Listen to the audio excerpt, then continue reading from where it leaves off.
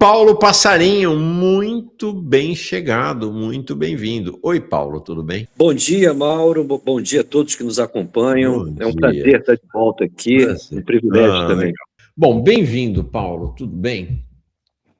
Tudo A bem, gente né? Mas ficou muito querendo... preocupado com o que a gente observa aí no noticiário, né? Isso eu ainda... Era sobre isso que eu queria te perguntar. A gente teve esse impacto grande da pesquisa Datafolha, que era guardada pelo governo, os governistas, como um momento da virada, no início da virada de Lula. Ao contrário, ela só trouxe más notícias para o governo, né?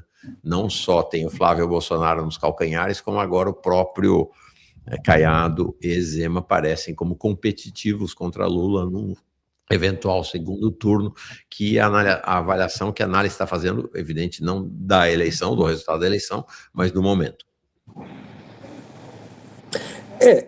Eu avalio que, na verdade, a gente está vivenciando um embate entre o que eu chamo a direita sistêmica e a direita rupturista. E o governo Lula é o maior representante hoje dessa direita sistêmica. Não sem razão, esse problema aí do Banco Master está caindo muito mais no colo do governo Lula, aparentemente, do que da direita rupturista, extrema-direita, apesar dos relacionamentos muito suspeitos de quadros da direita, dessa direita rupturista, com o senhor Vorcaro.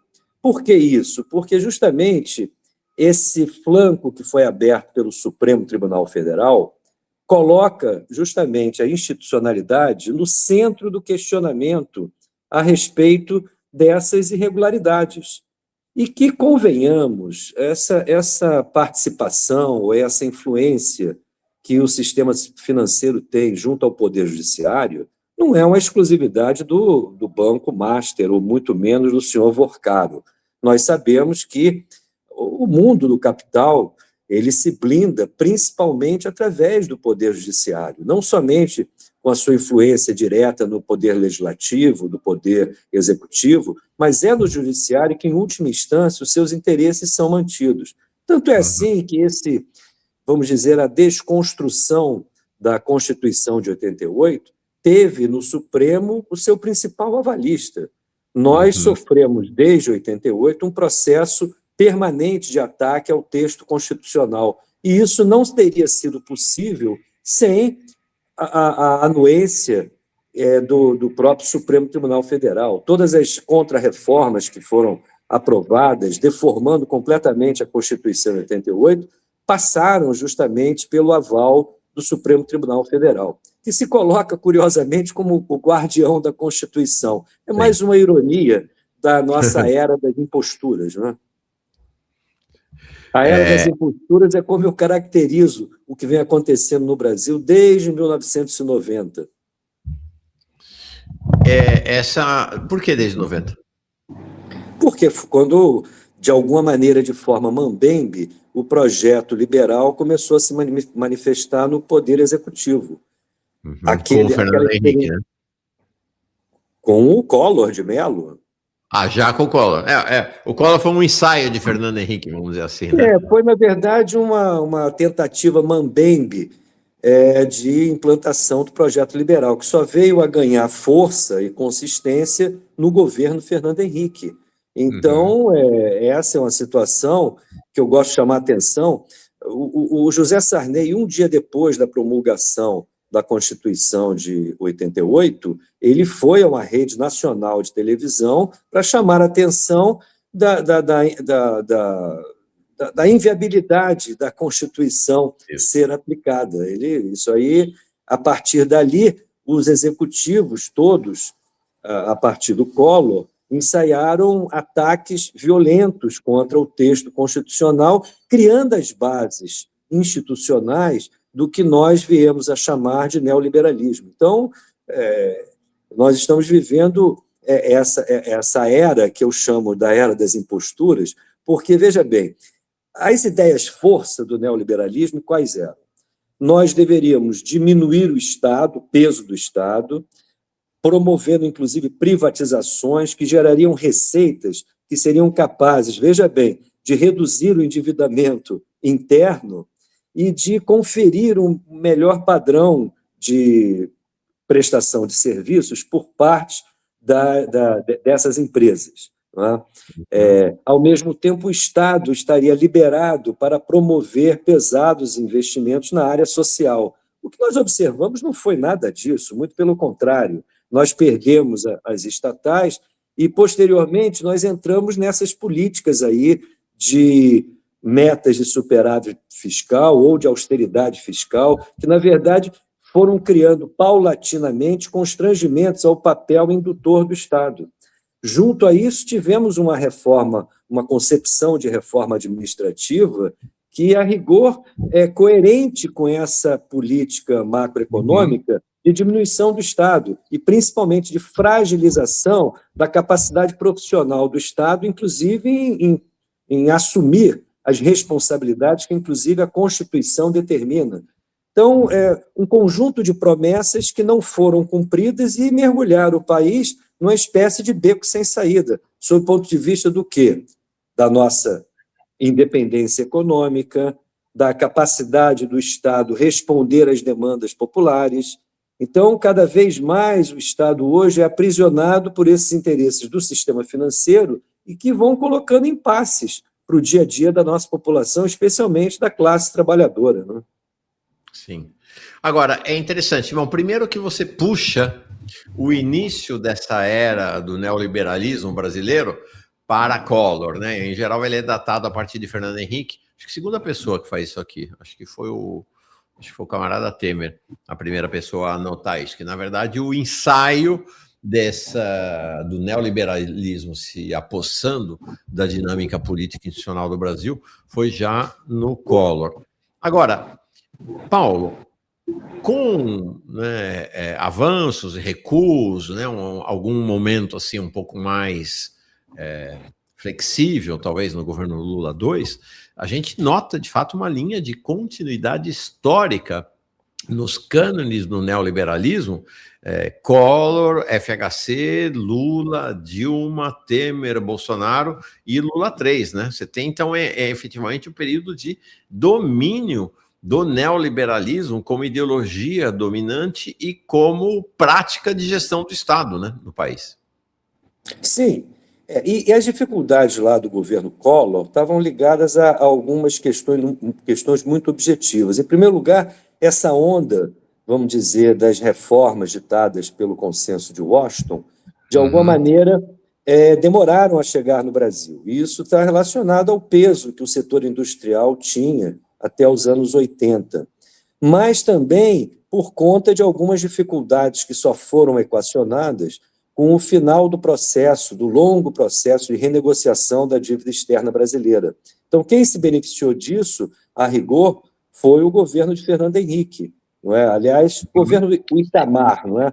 A conclusão do processo de renegociação, conduzida, curiosamente, pelo Pedro Malan, encerrou-se no governo Itamar, e logo após o Pedro Malan foi conduzido a quê? A presidência do Banco Central, onde preparou justamente as bases de lançamento do chamado Plano Real.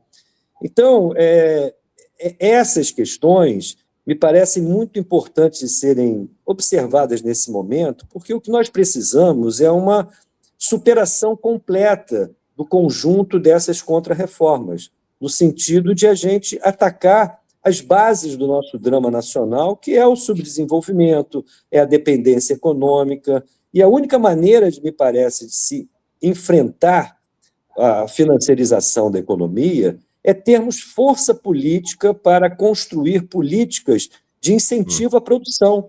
Eu sei que hoje, no mundo globalizado e na forma como o Brasil se inseriu nessa globalização, nós teríamos de ter medidas muito duras no sentido, e com muita capacidade criativa, no sentido de recuperar um vigor industrial em torno de alguns setores que hoje estão muito vulneráveis e prejudicando por demais a classe trabalhadora, principalmente, que seria o único segmento interessado, de fato, no enfrentamento ao imperialismo e, principalmente, em políticas que visassem a superação da dependência econômica.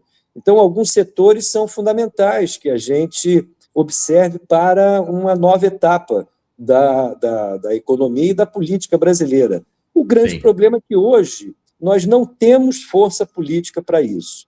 A antiga esquerda se deslocou para a direita, hoje, não sem razão, o PT é o principal vetor de articulação do que eu chamo a direita sistêmica, e a oposição, que bate nas contradições do sistema hegemônico, inclusive do seu ponto de vista institucional, é essa direita rupturista. A coisa, eu acho que a vaca não foi para o brejo ainda, direta, porque boa parte da direita tradicional vê com muita desconfiança as propostas que vêm da extrema-direita. Então, isso ainda dá um certo equilíbrio ao jogo. Eu não me impressiono muito com essas pesquisas que vêm sendo divulgadas. Eu acho que o governo tem muito poder de fogo. O candidato principal da direita rupturista é muito vulnerável, mas a divisão que existe na sociedade hoje é justamente entre aqueles que defendem o sistema, tendo à frente o Lula, o PT e seus aliados, e uma direita que procura explorar as contradições, batendo justamente em aspectos da institucionalidade. Então, isso realmente dá um poder de fogo para essa direita rupturista muito forte. Agora, em última instância, a disputa vai ser feita nas urnas. E de hoje até as eleições, eu acho que muita água vai rolar debaixo da ponte. E eu acho que o governo ainda tem muita bala na agulha para responder e tentar ganhar as eleições. Em última instância, é isso. Agora, a vida da direita está, de alguma maneira, facilitada, não é? Porque ela explora algo que está na consciência ainda, na consciência do povo, que é um sistema político que não entrega aquilo que deveria entregar, principalmente em termos de segurança para a população mais vulnerável, a população representada pela classe trabalhadora, em última instância. O dia a dia do povo trabalhador é cada vez mais duro, embora eu reconheça que nesse conjunto de governos que tivemos desde o Collor ou desde Fernando Henrique, existem diferenciações, os governos não são idênticos, mas vamos dizer, a bitola da estrada de ferro é a mesma.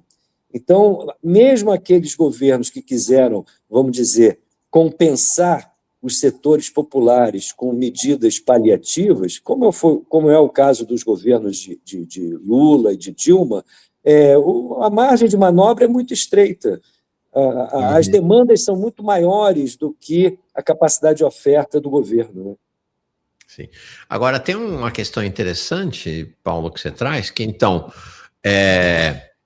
você estabelece a dinâmica política do país, não quer dizer que essa seja necessariamente a disputa eleitoral ali, vamos dizer assim, da disputa do voto a voto. Mas a dinâmica do país está pautada por uma confrontação entre os defensores do status quo e do sistema, com Lula à frente, e a que se chama de direita rupturista. Então, e aí, sem qualquer conotação moralista, isso explica por que é que o objeto do desejo, tanto da direita rupturista quanto do sistema, é o centrão, né? É quem consegue capturar o centrão para a sua lógica, e a rigor, em tese, o centrão teria muito mais afinidade, inclusive, com essa lógica lulista, né, de manutenção do status quo, né? Tudo indica que sim, mas vai depender muito, porque o que eu acho que determina aí a tática, vamos dizer, dos dois blocos, é a possibilidade de se manter no governo. Nada mais do que isso. É uma ideia de manter e ampliar a sua capacidade de ocupação de espaços institucionais. Esse é o drama atual da política, porque não se discutem projetos alternativos. Aliás, os dois blocos, do ponto de vista econômico, eles têm muita semelhança. Eu diria que a direita rupturista ela é mais ela encara a necessidade das reformas de uma maneira mais incisiva, das contra-reformas, não é? A direita rupturista possivelmente colocaria no seu radar privatizações de empresas estatais que ainda não foram privatizadas. Seria muito mais violenta no sentido da desmontagem da Previdência Social Pública, conforme, aliás, a própria direita sistêmica já está apontando. Ou seja, existem diferenças, mas no plano econômico existem muito mais semelhanças do que diferenças. E no plano institucional, aí sim, a diferença é clara, porque nós não sabemos qual o resultado disso, mas a direita rupturista, ela claramente aponta para uma mudança radical a partir, inclusive, do Supremo Tribunal Federal, do Poder Judiciário. É lógico que essa pregação da direita, eu não me iludo, dessa direita rupturista, ela é demagógica, ela é falsa, mas ela pode ter e está tendo repercussões junto ao eleitorado. Um eleitorado que, diga-se de passagem, é cada vez mais despolitizado no sentido de compreender quais são as contradições que nós estamos vivendo e qual é o papel de cada um dos agentes. Eu acho que falta muita informação, politização mesmo, compreensão da realidade por parte da nossa população, ao mesmo tempo em que ela é muito vulnerável a essas ações aí das redes sociais que acabam fazendo a cabeça de muita gente da forma mais irresponsável possível, né? Aí você traz uma questão, Paulo, muito interessante, que é assim, na medida em que os aspectos cruciais do projeto de economia política, tanto dos mantenedores do status quo do sistema com Lula à frente, quanto da direita rupturista, não tem grande diferença. A gente vai ter uma diferença, como você falou, de intensidade, né? Os defensores do sistema Lula à frente querem desmontar o Estado através desse processo de concessão e PPP patrocinado pelo BNDES. A direita rupturista quer privatizar tudo de uma vez, quer acabar com a Petrobras, quer o que sobrou do Estado brasileiro, ela quer entregar. Não é? Então tem uma diferença, vamos dizer assim, de intensidade. O governo Lula já prometeu que vai ter reforma da Previdência, mas a reforma da Previdência prometida pela direita rupturista é muito mais radical, muito mais nefasta para os aposentados. Então, mas como esses projetos mutatis mutantes têm a mesma orientação geral, você traz uma questão interessante, que é o que sobra do ponto de vista da articulação dos segmentos político-partidários para escolher um lado ou outro, é quem tem mais chance de ganhar, a rigor. Em quem que eu vou encostar com mais chance de ganhar para eu me colocar no guarda-chuva do novo governo? Um exemplo disso me parece ser o Ciro Nogueira. O Ciro Nogueira estava desesperadamente tentando uma aliança. Eu estou aqui no Piauí, eu sei disso, com o Lula, para ter um apoio do Rafael Fonteles, que é o governador aqui do Piauí, manda no Piauí atualmente, né, na chapa como senador. E o Rafael falou, não, aqui não, ele quer tomar o poder aqui do Estado sozinho, não vai dividir, não. E aí, o que ele faz? Ele corre agora para dizer que vai apoiar o Flávio Bolsonaro, que o negócio é estar com o Flávio Bolsonaro. Então, acho que tem muito esse jogo, né? Não é à toa que você teve 44 mil filiações ao PL. A perspectiva de poder, ela exerce uma atração tão grande ou até maior do que o poder efetivo, né? E eu me preocupo também com o seguinte, o senso comum costuma caracterizar a corrupção e a criminalidade como os principais problemas que nós estamos vivendo. As pessoas não têm a compreensão do que significa hoje a dependência econômica, a forma como o Brasil se relaciona com o mundo e o nosso papel, na verdade, muito vulnerável nessas opções que foram feitas desde os anos 90. Então, nesse sentido, se o grande problema é a corrupção e a criminalidade, então problemas que, na verdade, são superficiais ao drama que a gente vive, é essa direita rupturista que, de alguma maneira, ainda que de forma demagógica, sabemos, ela denuncia isso com muita virulência, não é? O problema do Brasil é que as elites políticas roubam, não é? E isso gera um mau exemplo para a sociedade e, por falta de leis e por falta de polícia, a criminalidade cresce. É mais ou menos isso. Quem é que melhor vocaliza na arena política esse tipo de percepção popular? É essa direita rupturista. Então, isso dá uma capacidade de polarização para essa direita muito forte, porque a forma de enfrentar esses problemas seriam mudanças estruturais na nossa forma de funcionar. E isso está fora da agenda, não é? Não está na agenda de ninguém, né? De ninguém. Tá? Se você falar que a questão central hoje no Brasil é recuperar a capacidade de planejamento e gasto público, isso é quase uma heresia. E isso é uma questão fundamental de ser colocado na discussão política, mas isso, a terapia liberal, de alguma maneira, excluiu por completo preocupações dessa natureza, né? Com a reindustrialização do país, com a recuperação de boa parte do parque produtivo que hoje está sob comando de capitais internacionais, com uma nova concepção de funcionamento do Estado de forma profissional e não com base em terceirizações, com base no concurso aí de instituições que, na verdade, não são do Estado e que acabam assumindo funções, inclusive constitucionais, de atribuição ao Estado. Então, tudo isso deveria estar na agenda de uma proposta de fato de mudança do país, mas isso hoje desapareceu, não é? Então, e aí queria te perguntar a seguinte questão, porque, não sei se eu estiver enganado, me corrija, mas me parece que você tem um processo de aprofundamento da adesão desse grupo chamado progressista, o petista e seus próximos ali, né? O PCdoB, o PSB, o PDT e hoje esse grupo do Mouros do PSOL, uma adesão ao neoliberalismo cada vez maior e uma adesão motivada, é claro, pelas benesses, vantagens que você tem nessa adesão ao financismo e tudo, mas me parece que é uma convicção ideológica, né? A presença do Haddad como ministro da Fazenda é uma adesão, diferentemente da adesão malandra do bolsonarismo ao neoliberalismo, é uma adesão, parece assim, né, racional, uma adesão até afetiva ao neoliberalismo. Então, minha pergunta para você é, como é que nessas condições, porque é isso que me parece que ele está levando o governo para o buraco, né? É exatamente essa adesão. Como é que nessas condições você vê possibilidade de rompimentos com esta lógica que façam o governo reverter a atual situação e ganhar as eleições?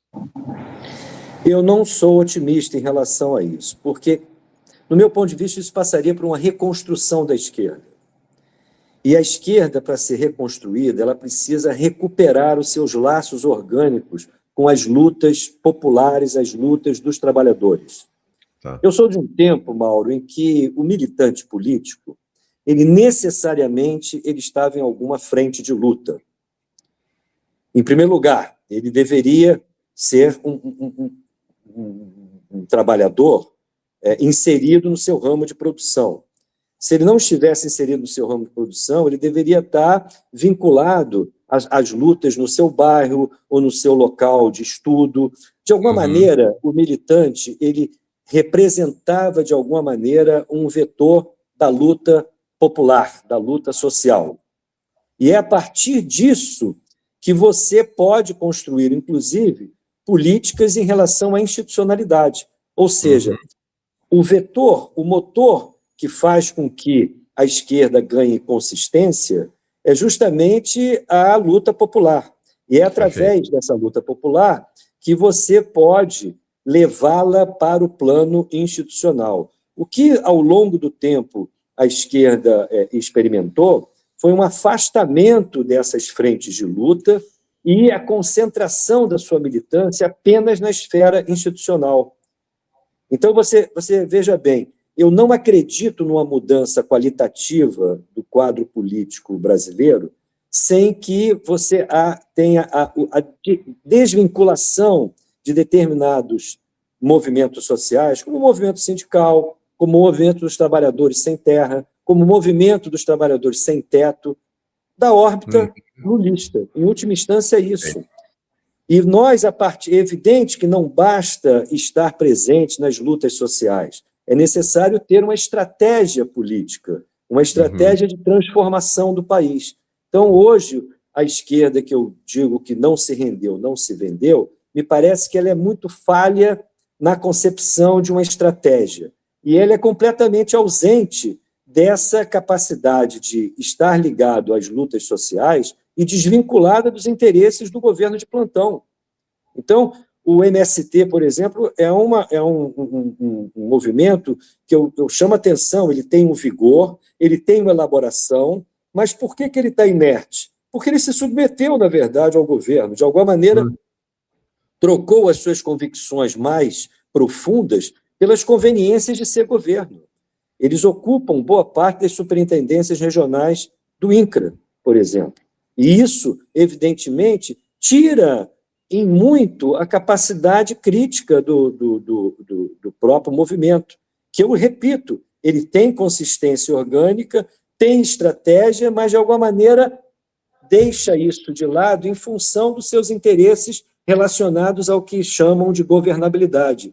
Mas qual é a utilidade dessa governabilidade? A não ser a ocupação de espaços institucionais que não resultam em avanços para a luta popular. Então, há uma inversão aí do que se deveria fazer, não é? Dramático esse teu diagnóstico. Bom, e aí?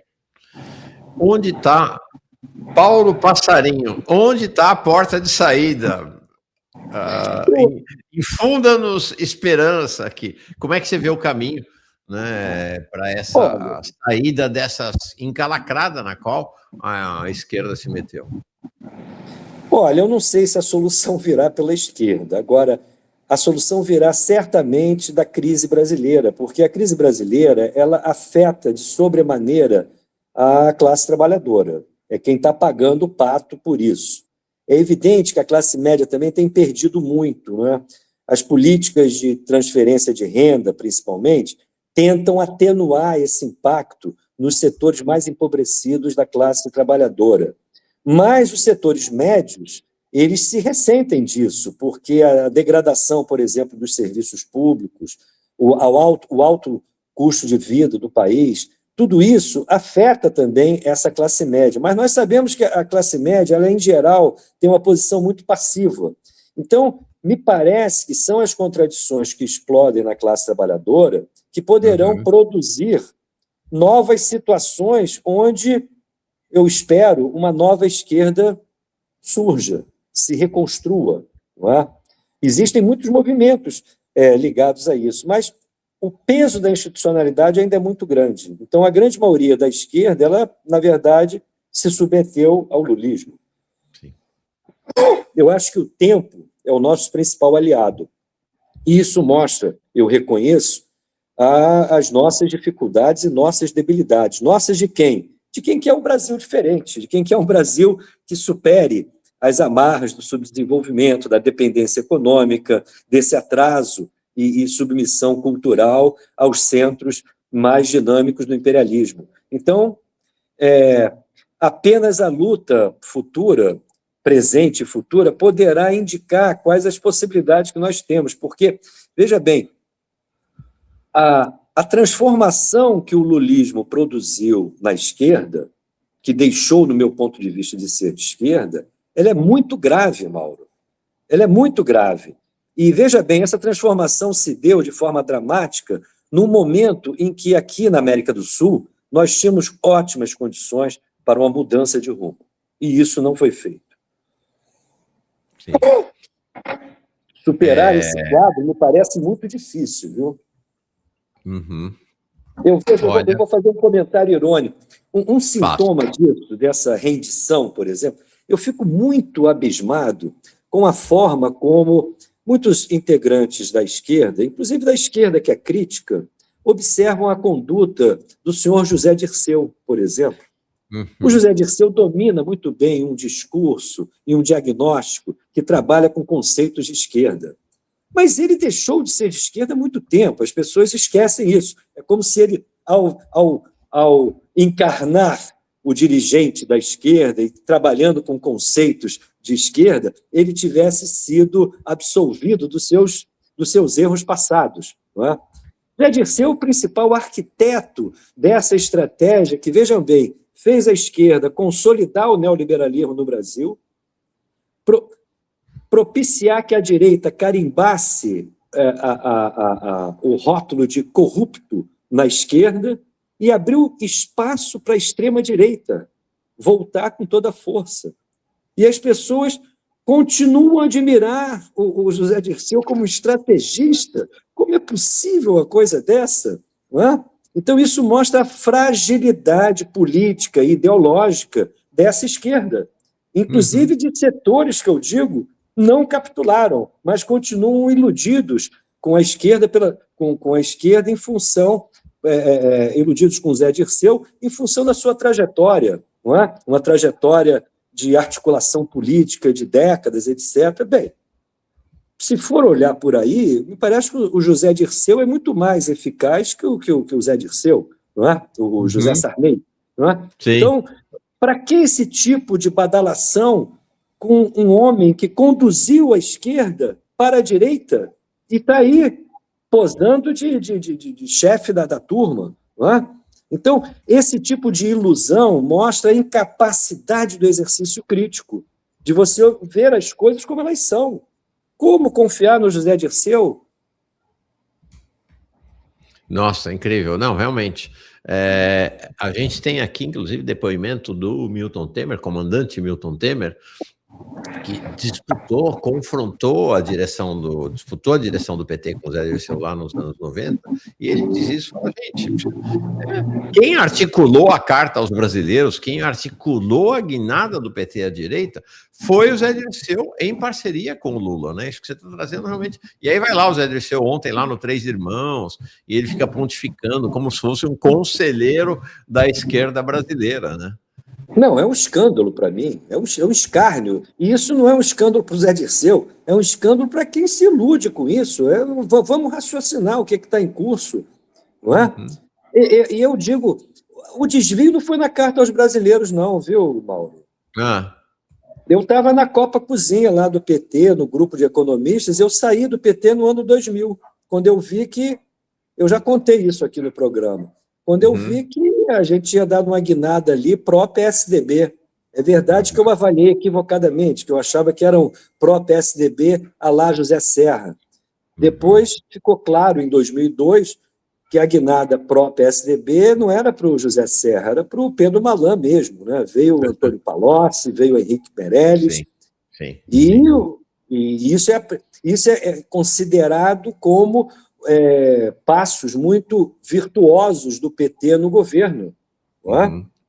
E até hoje as pessoas não fazem o exame crítico de tudo que representou esse tipo de mudança. E isso já se deu, repito, já desde que o José Dirceu assumiu a presidência do PT, esse processo já estava em curso. Na própria campanha de 98 do Lula, esses sintomas apareceram com muita força. E para quem estava ali na Copa e Cozinha, no ano 2000, foi vital essa mudança. A Carta aos Brasileiros apenas explicitou isso para um grande público, né? Mas a opção já havia sido feita. Já estava colocada, né? Em nome de uma dita governabilidade. Deixa eu ler alguns resultado está aí. Pois é. Tá aí. Ao que nos levou essa governabilidade, né? Isso, exatamente. Mas fique à vontade, Mauro, você queria ler aí a participação. Não, eu primeiro eu quero dizer, estou muito impressionado aqui, realmente, da outra entrevista nossa já foi fantástica, mas realmente estou bastante impressionado aí com essa característica incisiva do seu diagnóstico, da sua análise, realmente. O Raul Assis diz assim, Massa despolitizada, ações oportunistas, como a escala 6x1, para reverter perspectivas eleitorais, pode ser um tiro pela culatra, pode entender como sendo usada, reafirmar que tudo é igual e o voto se tornar de protesto. O Gomes chega aqui como novo membro, o Night and Days, também gostei do nome aqui, chega como novo membro, o Soul Seal diz: alia-se com bandidos para ter governabilidade, a mídia abre uma ferida no seio do Centrão. Acaba-se com a governabilidade e o sistema joga a conta no PT. A extrema-direita volta, depois... Cecília Manso. Mauro, quando puder... quando não tinha lido. Quando puder, bota um vídeo seu pegando onda aí pra gente, pra galera da Kombi. Não, gente, calma lá. A hora que eu estiver surfando pra valer, eu trago um vídeo aqui, deixa quieto. Paulo, muito impressionante realmente esse seu diagnóstico. Agora, a gente... está vendo uma construção do cenário eleitoral, porque me parece que tudo isso aconteceu ao mesmo tempo em que o PT foi desenvolvendo uma política hegemonista nesse campo da esquerda, né, que é de obstaculizar, criar dificuldade e impedindo qualquer alternativa à esquerda de surgir. Então, ele submeteu, hoje você tem, ao redor do PT, você tem o PCdoB de joelhos diante do PT, o PV lá na federação, essa ala bolista, né, essa ala do Boulos, a mesma coisa, inclusive tentou, né, vender o PSOL ao PT agora com a história da federação, né, o próprio PSB, né, o PT, o Lula e o PT é o grande responsável por ir inflando o PSB de gente de direita ali, né? O último agora, o ex-presidente do STF, desculpa, do Senado, né, e candidato do PT ao governo de Minas Gerais, o Rodrigo Pacheco. Não é? Então parece que essa lógica hegemonista do PT também tem uma... explica também um pouco dessa situação que a gente vive hoje, né? Mas aí eu digo o seguinte, isso faz parte da política, não é? É evidente que o PT, escolhendo um caminho, ele procura fortalecer um bloco de forças que possa sustentá-lo. Isso aí faz parte... Eu não lamento o PT em si, eu lamento são os setores de esquerda, como o pessoal do MST, que se submetem a isso. Como? Sim. Entende? Tem que ter um mínimo de coerência. É como se a teoria política não tivesse nenhum tipo de utilidade, não é? O que vale são os interesses de curtíssimo prazo e muito ligados a essa ideia de ocupação de espaços institucionais. Isso aí é fisiologismo puro. Isso não tem nenhum tipo de perspectiva de mudança. Então, o meu problema... Assim como eu acho que o problema do Brasil não é o imperialismo em si, porque isso sempre vai existir, ou assim, a gente tem que ter políticas de resistência e superação do domínio imperialista. Em relação ao PT, não há o que fazer. Quem é de esquerda tem que buscar construir um novo caminho. Agora, se nesse novo caminho a questão das lutas populares, das suas organizações é vital, temos que observar qual é o comportamento dessas organizações e das lutas sociais frente ao governo. Se nós mantivermos essa dependência ao governo, não teremos futuro como esquerda. Pode ter futuro como ocupantes do espaço institucional, que me parece que a vantagem é essa, não é? O que eu vejo aí de sindicalistas ocupando postos na máquina pública não é mole. Eu não tenho nada contra os sindicalistas ocuparem postos na máquina pública, desde que sejam num sentido de consequente para a classe trabalhadora e não consequente para o projeto liberal, né? Sim. Agora, você vê, Paulo, você é um economista, é um dos principais economistas aí do campo do que a gente chama de esquerda radical, né? Esquerda crítica, esquerda de verdade. Você vê algum esforço, né? Eu vejo, tem você, eu vejo o Davi Decache, o Thiago está aqui com a gente sempre. Tem um agrupamento hoje de economistas que assim, mantém a tradição dos economistas de esquerda no Brasil, que não cederam, como o Haddad, e tanto, né, esses meninos aí do Banco Central, do Ministério da Fazenda, não cederam ao neoliberalismo. Você vê um impulso para a construção de um projeto de país nesse campo desses economistas que se mantiveram fiéis ao pensamento da esquerda? Não, não vejo. Não Os vê? economistas podem ter uma contribuição importante, crítica, mas, do ponto de vista orgânico, eles não têm capacidade, evidentemente, de polarizar o jogo político, que é isso que precisa. Nós precisaríamos introduzir na agenda política um conjunto de, vamos dizer, temas que estão esterilizados. E isso, o papel para se conseguir isso, é através das organizações políticas, dos partidos políticos, dos movimentos sociais. Os economistas podem, vamos dizer, sugerir temas, mas não têm a capacidade de construir movimentos que sejam capazes de polarizar. A gente depende, na verdade, das organizações do povo, dos partidos políticos, e nisso o lulismo acaba sendo uma barreira. Não é? Não que faltam ideias, as ideias existem. Eu, por exemplo, admiro muito as colocações que são elaboradas, tanto pelo Davi Decache, como pela professora Denise Gentil. Porém, qual é a repercussão que isso tem, de fato, na estratégia dos partidos políticos ou dos movimentos sociais? Aliás, o João Pedro Stedley é economista, por exemplo. Ele sabe perfeitamente, do seu ponto de vista racional, os riscos que nós estamos correndo e, principalmente, os equívocos que foram cometidos nesses últimos 35 anos. Mas ele, por uma questão de tática da política, da sua concepção de governabilidade, me parece que ele coloca esse tipo de crítica num plano secundário. O mais importante é preservar o governo Lula. Mas o governo Lula é um agente, ainda que diferenciado da direita rupturista, é um agente desse neoliberalismo. É isso que a gente tem que enfrentar. Não é? Sim. Então, a gente Agora, teria... Fala, perdão. Não, perdão, continua, por favor. Eu acho que a gente teria de ter a capacidade de introduzir no debate político temas que estão afastados. Por exemplo, frente ao imperialismo, frente a essa competição internacional que hoje vai colocar cada vez mais em choque tanto a China como os Estados Unidos, nós precisaríamos de ter um mínimo de condições de se colocar nessa disputa.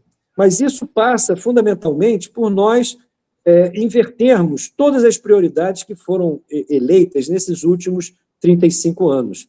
Significaria, por exemplo, uma prioridade total, inclusive em termos de gasto público, para os investimentos na área da educação e da pesquisa e desenvolvimento científico e tecnológico. Não é possível que nós estamos aqui no século XXI estejamos tão vulneráveis e tão desguarnecidos numa área como essa. Sim. Os indicadores aí a respeito da nossa escolaridade, da nossa formação, principalmente na nossa população jovem, esses dados são espantosos. Sim. Em termos de analfabetismo funcional, em termos de evasão das universidades, inclusive públicas, em termos da precarização do mercado de trabalho, tudo isso ligado a esse processo de desindustrialização e desnacionalização que nós sofremos. Então, uma primeira questão prioritária como objetivo nacional seria recuperar a bandeira da educação e da ênfase à pesquisa e desenvolvimento na área científica e tecnológica. Uma outra questão, que é uma carência do povo absoluta, que está muito ligado ao crescimento, inclusive, de algo que perturba em muito a sociedade brasileira, que são os índices de criminalidade.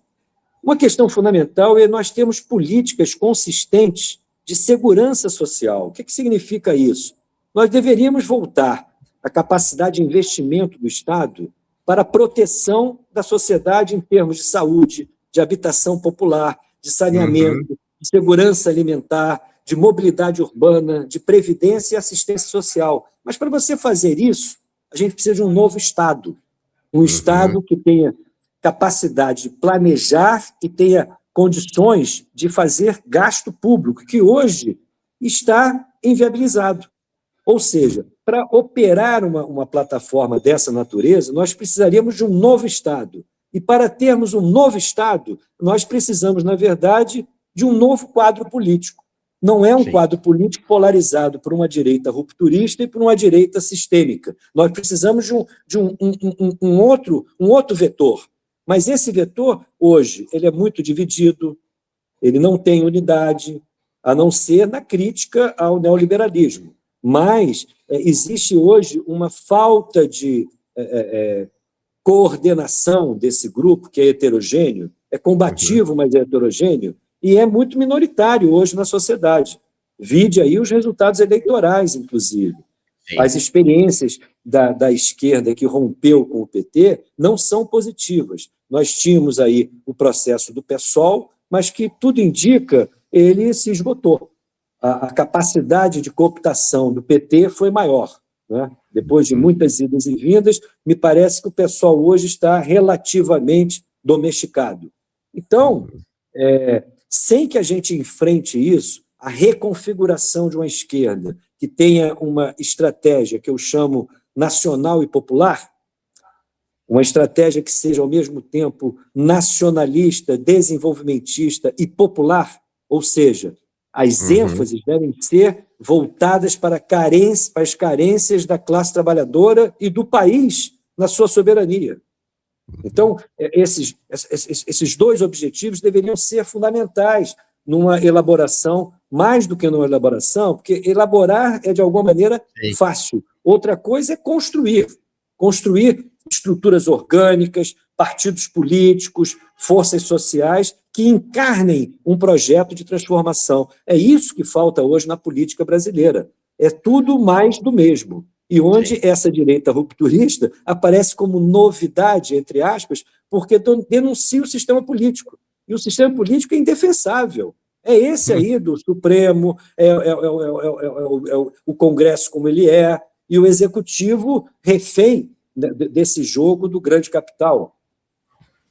Você sabe que eu fiquei espantado anteontem, porque assim, você está aí no Rio de Janeiro, eu estou distante do Rio de Janeiro e dessa realidade aí, você falou do PSOL do Rio de Janeiro. Para mim, estava certo que o Glauber ia ser escolhido como o candidato do PSOL para esse mandato tampão, se houver eleição direta para o mandato tampão do governo do Estado. Não para candidato a governador, acho que essa é uma outra questão, mas para esse mandato, eu falei, vai ser consenso.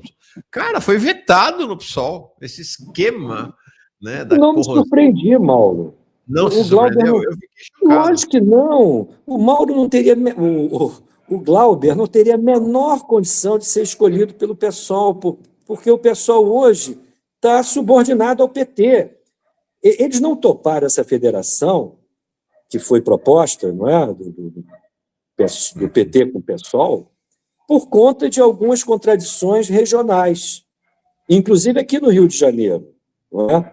Para o PSOL do Rio de Janeiro, seria praticamente uma desmoralização final essa subordinação à candidatura, por exemplo, do Eduardo Paes, que era isso que estava em jogo. Se houvesse a federação, seria isso. Então, são interesses de natureza eleitoral. Não há uma divergência de fundo da maioria do PSOL com relação às opções do PT. Muito pelo contrário. Não é? Então, eu não vi a menor possibilidade da maioria do PSOL escolher o Glauber. Até porque o que está em jogo ali são interesses eleitorais. O candidato tampão, vamos dizer assim, ele automaticamente se cacifa muito para qualquer pretensão eleitoral em outubro próximo.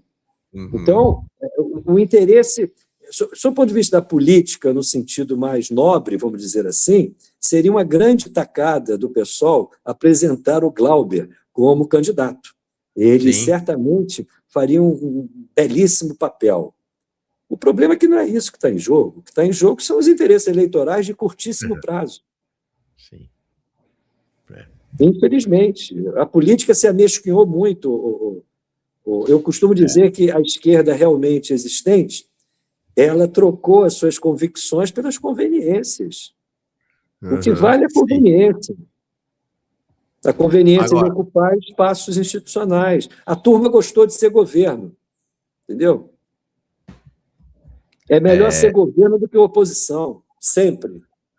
não, Paulo, eu vou te falar uma coisa. Estou aqui, vamos, e tenho certeza que você também, né? Nós vamos lutar até o fim contra a perspectiva de volta da extrema-direita, da vitória do Flávio Bolsonaro. Tenho certeza disso. Você, eu, todo mundo que é de esquerda vai lutar até o fim pela derrota desse cara. Agora, eu estou vendo as movimentações internas nesse campo do que você chamou da direita não rupturista, aí, desse universo PT, PSB, PDT e tal.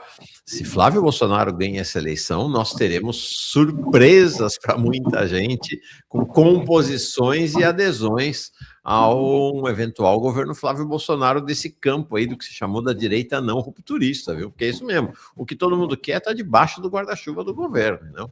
E o Flávio vem com essa conversa de ser um mais moderado que o pai, o Ciro Nogueira dizendo para ele, ó, chega mais aqui para o centrão e tal. Então nós vamos ter composições surpreendentes para muita gente. Para muita gente. Agora, eu acho que o poder de fogo da situação ela é muito maior do que da oposição, embora a conjuntura facilite a oposição, entende?